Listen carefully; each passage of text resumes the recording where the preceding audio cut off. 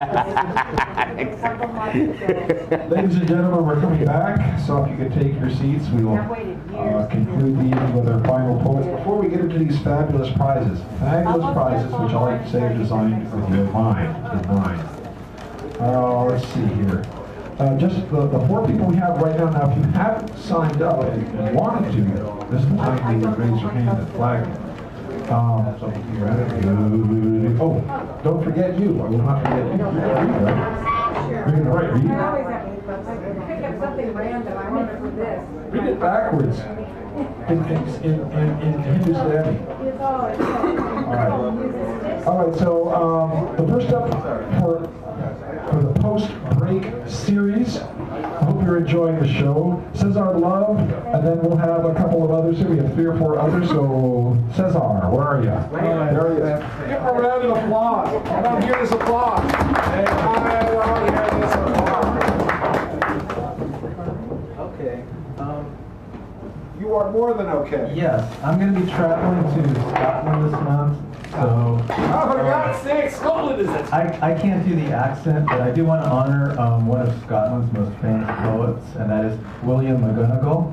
Okay. Oh, yeah. Who has sort of the reputation. He's considered the world's worst poet. He's kind of spooked, and I feel kind of bad for the guy because he just didn't really get it. Yeah, he was bad, but he had the guts to stand up there and actually read his poems in public while people threw eggs at him. The circus hired him to and would put him up there on stage reading his poems, and the people who ran the circus would actually hand eggs to the audience and throw them at this guy. And he had the guts to stand there and take it. Yeah, he was a little bit dense. Yes, his poetry is awful, but he deserves some courage for just sticking with it, you know, and not admitting that his poems were lousy and keep getting up there. Okay, if he were alive today, he would probably be a little tedious here at this very open mic. But so he's with us here in spirit because I'm going to read a couple of his most famous poems. Are you handing out eggs? I'm not. Sorry, I won't take it. So just let the boy read the poems. Yeah, can't do this. But okay, first one's called the Tay Bridge Disaster. This is his most famous poem. I don't think it's his best. The other one I'm going to read is called The Famous Tay Whale. The Tay Bridge Disaster happened in a little bit of background. There was it's kind of like Scotland's Titanic. They had a nice new bridge built over this bay, and one New Year's Eve, the bridge was going over it after it was built, and the train fell off the bridge, and I think 75 people died, and it was really horrible. But even worse than the disaster is the poem that it inspired. So here he goes. The Tay Bridge Disaster by William McGonagall. Beautiful railway bridge on the silvery Tay. Alas, I am very sorry to say that 90 lives have been taken away on that last Sabbath day of 1879, which will be remembered for a very long time. 'Twas about 7 o'clock at night, and the wind it blew with all its might, and the rain came pouring down, and the dark clouds seemed to frown, and the demon of the air seemed to say, "I'll blow down the bridge of Tay." When the train left Edinburgh, the passengers' hearts were light and felt no sorrow. But Boreas blew a terrible gale and made their hearts for to quail. And many of the passengers with fear did say, "I hope God will send us safe across the bridge of Tay." But when the train came near to Wormit Bay, Boreas he did loud and angry bray, and shook the central girders of the bridge of Tay on the last Sabbath day of 1879, which will be remembered for a very long time. And the train sped on with all its might, and bonny Dundee soon hove in sight. And the passengers' hearts felt light, thinking they would enjoy themselves on the new year, and their friends at home they loved most dear, and wished them all a happy new year. That's better than mine. It keeps going. It gets better. So the train moved slowly along the bridge of Tay until it was about midday. And then the central girders with a crash gave way, and down went the train and the passengers into the Tay, The storm fiend did lousy bray because 90 lives had been taken away on the last 7th day of 1879, which will be remembered for a very long time. And soon as the catastrophe came to be known, the alarm from mouth to mouth was blown, and the cry rang out all over the town. Good heavens, the Tay Bridge is blown down, and a passenger train from Edinburgh, which filled all the people's hearts with sorrow and made them to turn pale, because none of the passengers were saved to tell the tale, how the disaster happened on the last Sabbath day of 1879, which will be remembered for a very long time. It must be an awful sight to witness the dusky moonlight when the storm fiend did laugh and angry did bray along the railway bridge of the Silvery Tay. Oh, ill-freighted bridge of the Silvery Tay. I must now conclude my lay by telling the world fearlessly without the least dismay that your central girders would not have given way. At least many sensible men do say, had they been supported on each side with buttresses, at least many sensible men confesses this. For the stronger we build our houses to build, the less chance we have of being killed.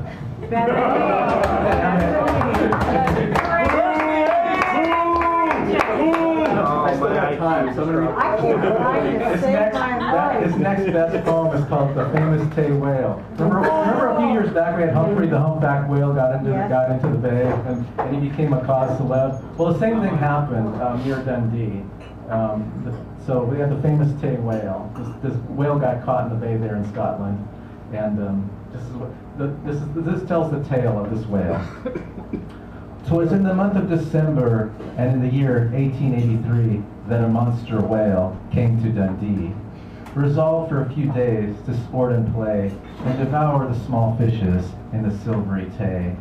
So the monster whale did sport and play among the innocent little fishes in the beautiful Tay, until he was seen by some men one day, and they resolved to catch him without delay. So it came to be known a whale was seen in the Tay.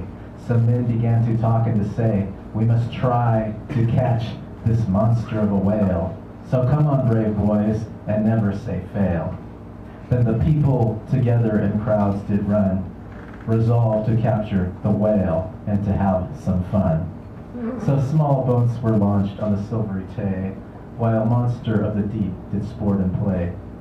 Oh, it was a most fearful and beautiful sight, to see it lashing the water with its tail all its might, and making the water ascend like a shower of hail, with one lash of its ugly and mighty tail.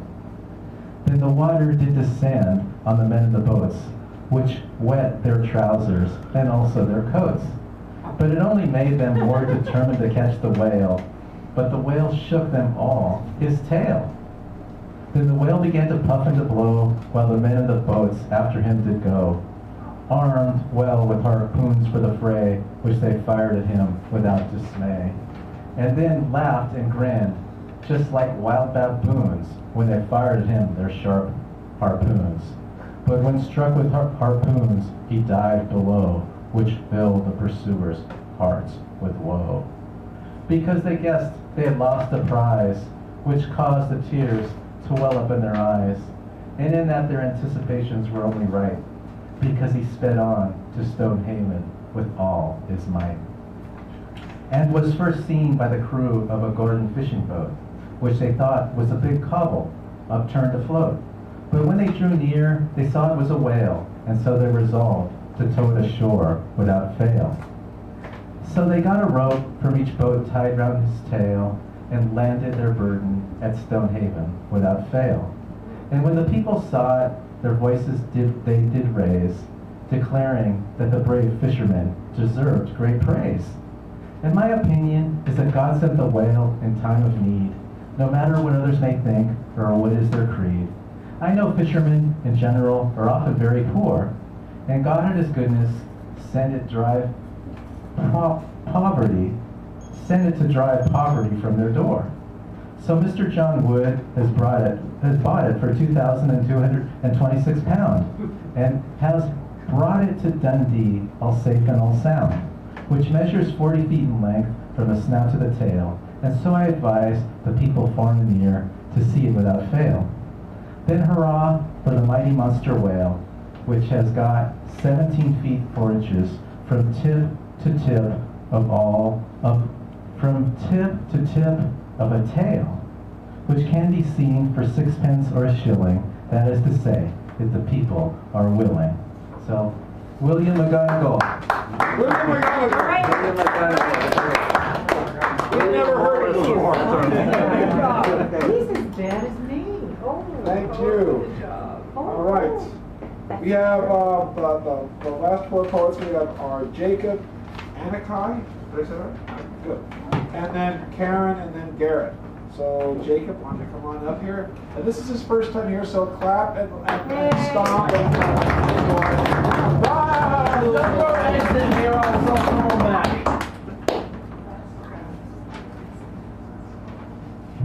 Good evening, everybody. All right.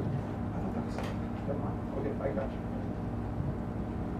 So I want to start with a poem that actually got me into poetry in the first place.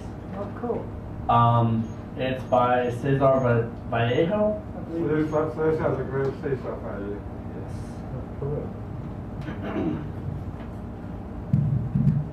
At the end of the battle, when the fighter was dead, a man came towards him and said to him, "Do not die, I love you so." But the corpse, it was sad and went on dying. Oh. When 2 approached him and repeated it, "Do not leave us. Courage. Come back to life." But the corpse, it was sad and went on dying. Then 20, 100, 1,000, 500,000, clamoring. So much love, and nothing can be done about death. But the corpse, it was sad and went on dying. Millions of individuals surrounded him with a common message: "Stay with us, brother." But the corpse, it was sad and went on dying. Then all the men of the earth surrounded him. The corpse looked at them sadly, full of emotion, sat up slowly, embraced the first man, and began to walk.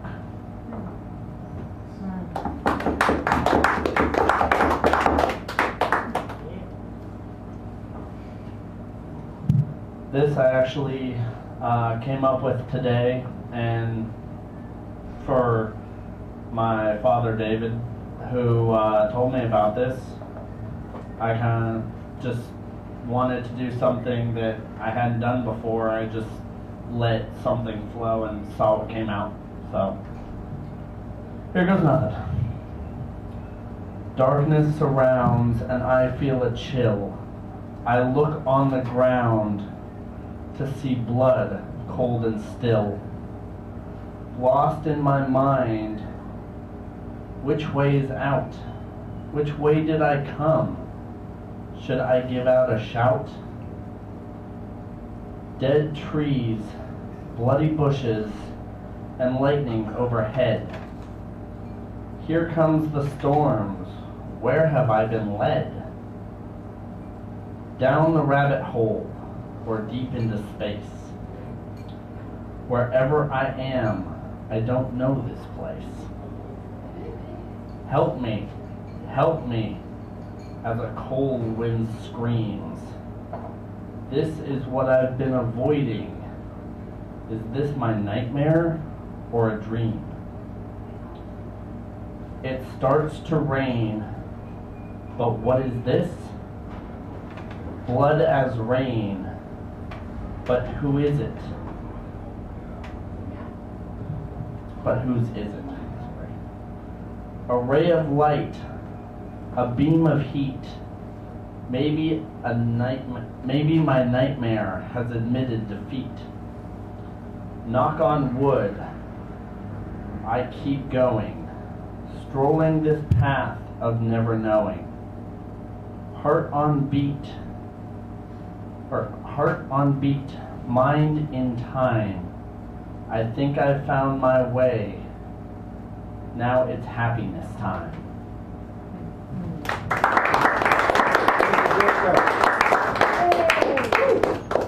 All right. Anakai. Then I realized that Rob G was not the person. I thought there was a confusion there. So we have Anakai, Rob G, Karen, and Karen. I made a mistake in my understanding of what someone told me. You people, but someone out there. Long story. Short story. And now, a round of applause for this young, new individual.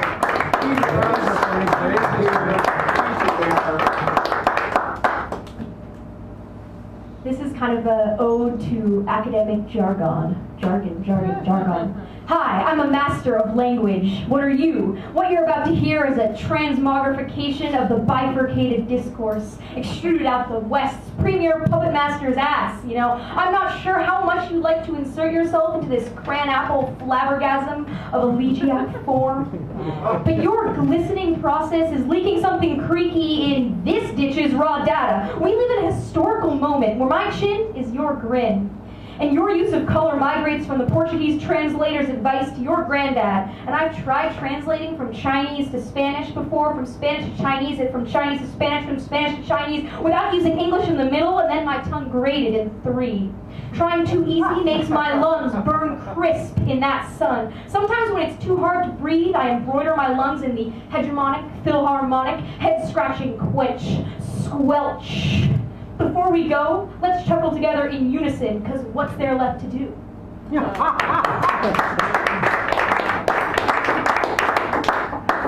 there's a poet that comes here. Your style is very much like his, Alan Harris. You have I mean, it'd be interesting to see you two at some point. Oh, yeah. That'd be fun.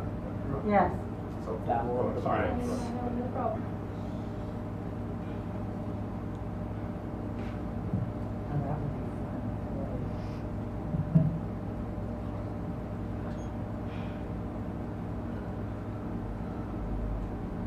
I call it, you call it, we call it, I could call it racial profile picture. Profile picture, jump to conclusion. Jump to jungle gym, fall smack sand face. Snap a backbone, crack a picture.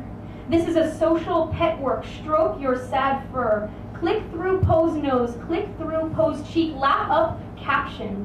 Thirst for more fur, thirst for traction. Mind leaps, long jump, fast guess splits out, aka assumption.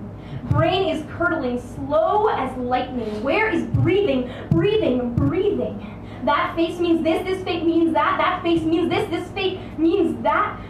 Racial profile picture, keep out. I'm the poster, poser, barking, barking. Please report to the desert. Well, you look other, so get out of town. I'm the neighbor who called 911 when Henry Louis Gates tried to enter his own home. I cried, you can't possibly live here. I'm the TSA officer who pulled my friend aside. I'm the government agent tapping my friend's phone line because her name just screams terrorist, right? That's proof I can invade her privacy. Racial profile is assumption cop out. Where's the border? Where's the cop at? Watch the border. Watch the cop at. Singing, you are not me. You are not me. I can't see thee. I can't touch thee. You are not me. You are Ashley. I can't reach you. Where is breathing? Think you can't reach? Take your search dog. Sniff for powder. Sniff for cop outs. Smell your breathing. Hijack fast guess. Hijack assumption. Find your lung balloons. Drink up more cheek. Hear for voice song. May all heal. Oh, may all heal. Thank you. Yeah.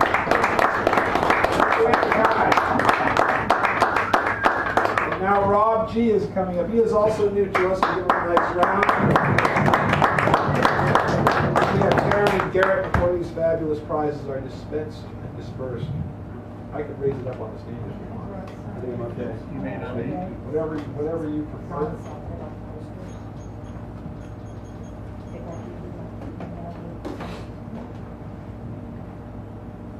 I was here a couple of weeks ago, and I didn't say too much. Last week. Last week? Last week. I was here last week. Never forget it. Long time ago.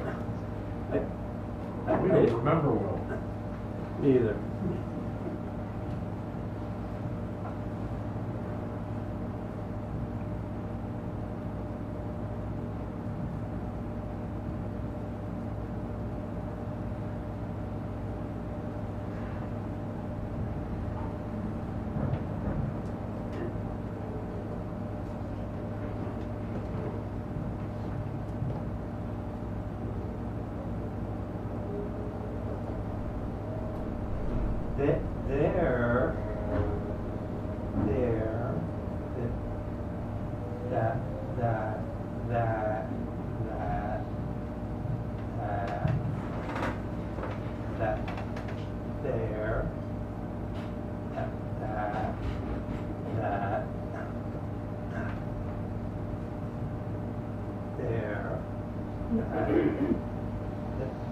Them, can you hear me? There, can you hear me? Great.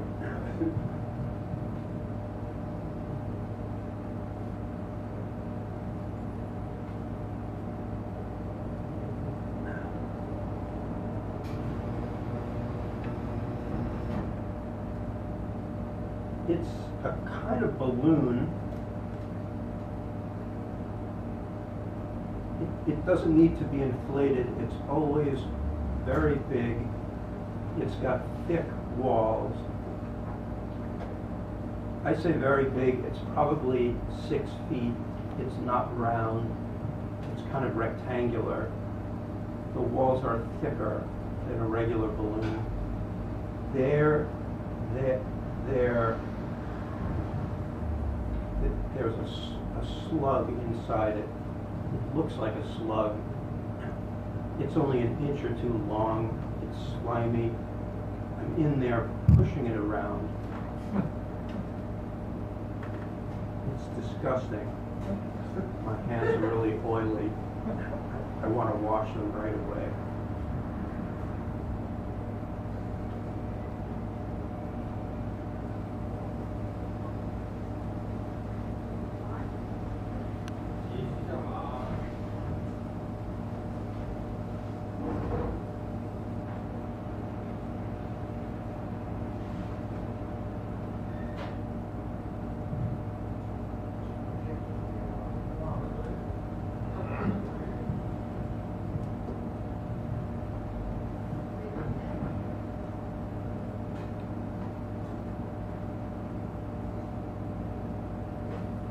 Hop, hop, hop, hop, hop, hop, hop, hop, hop, hop, hop, hop,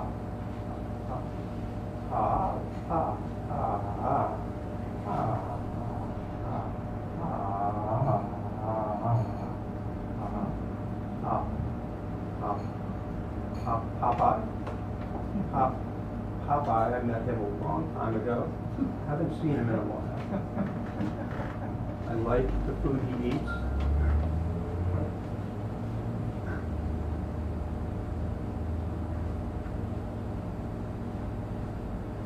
Thanks, Popeye.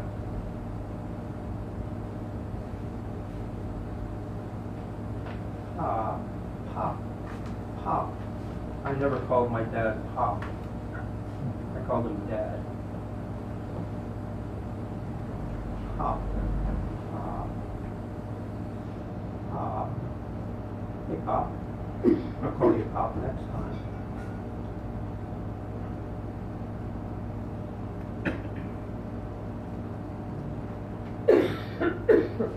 Hey, Pop.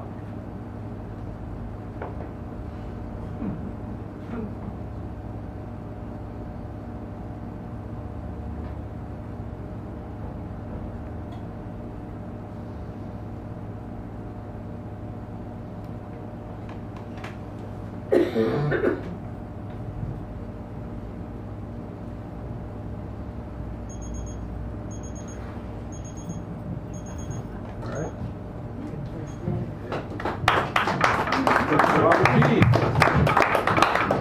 Oh, Alan Jacob has to work.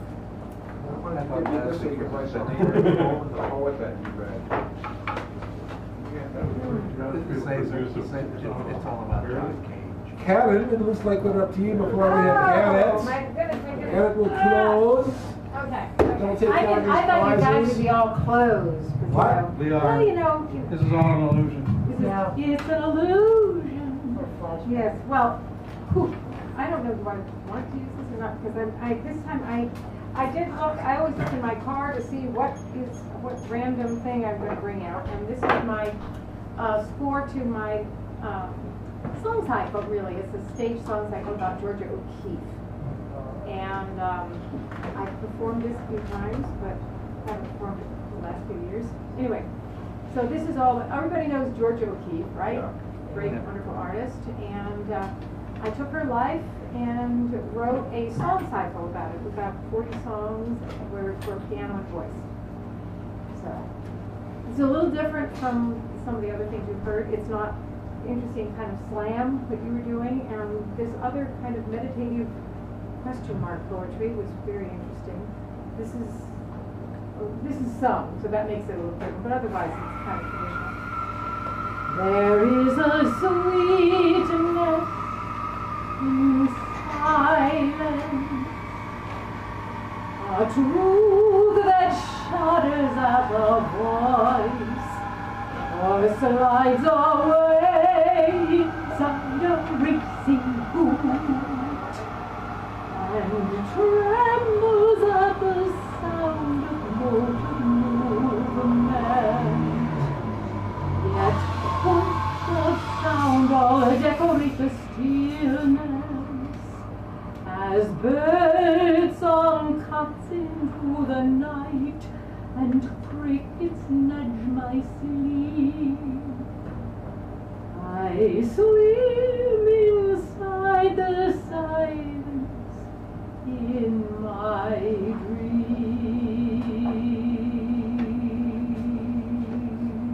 dreams. I dream a life, the past and present now are one, and I can see my past all done in bright pastels or richly textured oils. I see my past which swirls beyond me now.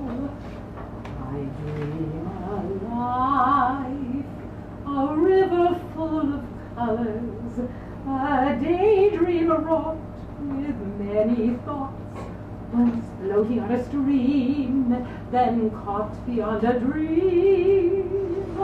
I look into the ripples, rocks, and rapids of my youth, and see the constant motion, frayed devotion, fighting like a tube of fever, industry and energy and artistry into the stillness of my age.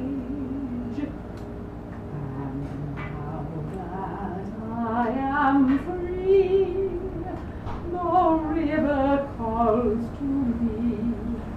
For once again my soul has seen into the mirror, blue and green and far away beyond, way far away beyond the last horizon. All my thoughts and dreams open their arms to me, and now at last my heart and soul and eyes can see a flower spread eternally to float upon the stream and see.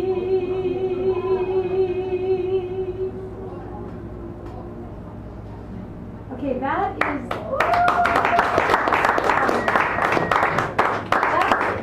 Thank you. That's the first intro and aria for this, and I didn't explain. I have her actually sitting on her bed. There's a famous picture, not by Stieglitz, but it's a famous picture of her sitting on the bed with a book of her artwork in front of her. and it's all black and white. And I use that as the opening. Sitting on the bed, and she sings about silence, because Georgia really liked silence. The depth of feeling that you get when things are really quiet, which it really wasn't when I was doing that. The latte was being made and the espresso and all. And I think, well, you know, that's this world of silence. And then I Dream Alive, this whole, the whole opera, whatever it is that you want to call it, Salt Cycle, is about her viewing her life as in this river. So I think of blue and green, which is typical colors for a river. But it's also, if you see the stage, it's red and purple and green and all sorts of colors. But Georgia was not a black and white kind of person. She was very much into colors. But there are some very austere paintings that I'm sure you're aware of, anybody who's looked at all of her stuff. Wonderful. Anyway, so I'm going to do, if I have time before the beat, I was going to, if I can find it, yeah. This is when she's really happy, and she's in the Southwest. This is after New York and all that other stuff. I was happy on that day up near the canyon. The clouds were puffs like beds for 20 nuns. And I ran for miles and in with a companion. And the shadows of the clouds were spotted suns. We stood there in the grass and stretched forever. Infinitely splendid cotton space. Horizons wrapped around us, and we never dreamed that we'd be lost and fright would start the chase. Grasses left no whisper of our journey. Roads were lost behind a hill or branch. Yet an angel tugged us gently, firmly, surely, and placed us on the pathway to our ranch. Have you ever been lost in the desert? Have you ever been lost somewhere where you had no idea where you were? I remember being lost in a crater once. These craters in Hawaii, there's some really big ones. And I parked my car and then I started walking this crater. I thought, that's fine, you know, it's just a crater, it's round, I'll find my way back to my car. Yeah, right. I went up to this other crater, and then I went up to this volcano within a volcano within a volcano, and then I walked down and I saw this Boy Scout troop over there, and I thought, oh, that's fine, I'll catch up with the Boy Scouts. You know, there are rivulets, and you lose track of everything in a crater. So just mark my words. Don't trust it, and especially make sure you've got a lot of sun cream. I was so burned when I finally, and what I did to get myself out of it, I said, I'm going to sing a song.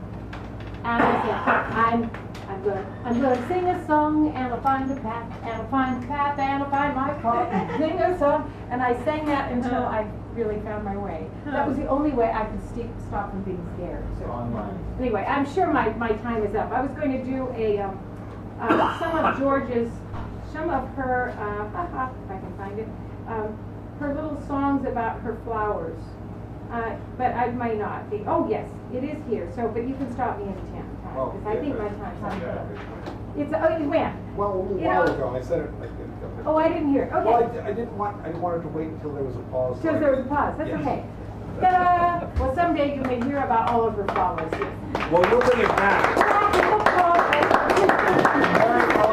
got too much stuff. We'll do something else. Well, I'm going to bring some of it back here. And now, one of the Thank you. a well-known poet in the Bay Area, for many reasons, humor, political savvy. I listened to him and I learned things, and I thought, I'm going to go find that, read the story, because he brings it here.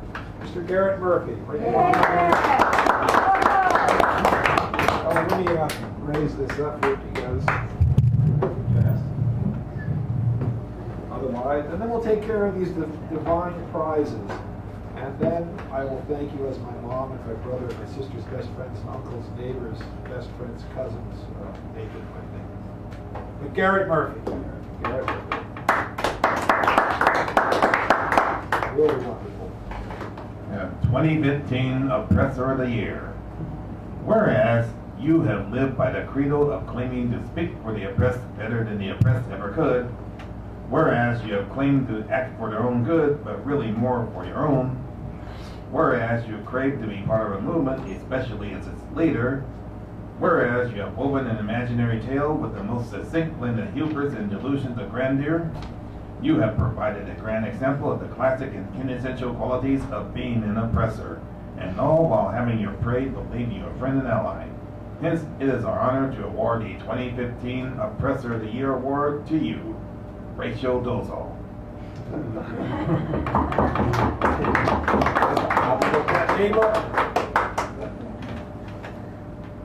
And you go, yeah. Private Eye. Here we go for only the multi-zillionth time ever. We bring you the great discovery of privatization. Yes, privatization. The world's greatest discovery of all time. Better than a wheel, better than learning to read, than altruism, than the discovery of fire, than the entry into space, and especially and even democracy itself. Privatization enables you to acquire all you can own for your exclusively optional use. Your booty is not just in good hands, it's in your good hands. So 3 cheers for the ability to privatize. Sing praises for the ability to possess. And should others object? Well, it is your property. You can toss them out in the slightest of winds, or better yet, not even allow them in the first place. Your private sector is yours and yours alone to decide who goes in and who goes out, or not at all. The next best thing to your very own kingdom, and it can be built into almighty an empire. And remember, just remember, Woolworths was also a private domain.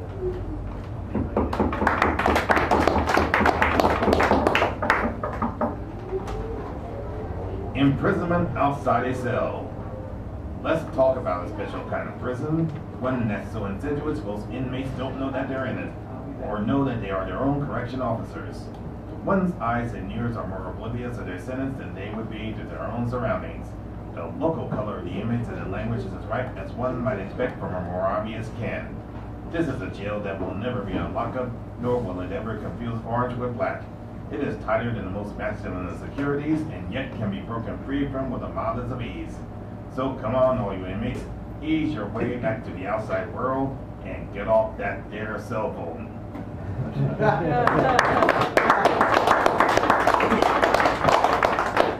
Thank you, Garrett. Thank you, Dick. All right.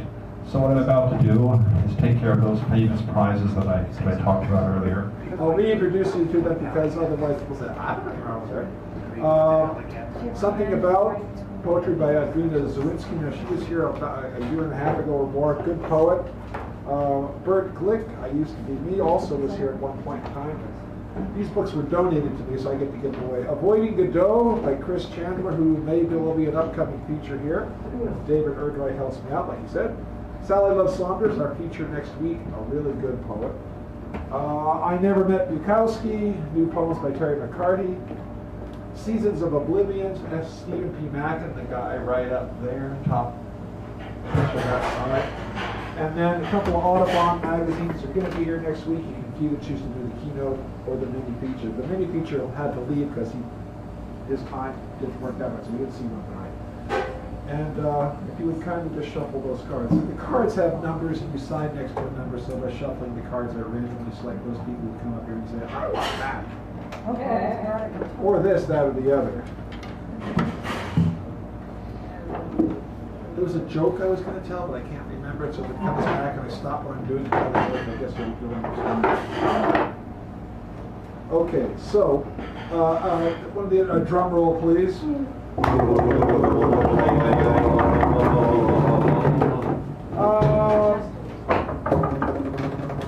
David just left, didn't he? Yeah. Yeah. Burn that, David. All right. Garrett Murphy. Hey, Garrett. All right. Garrett Murphy. Now, any one of these fine prizes are yours.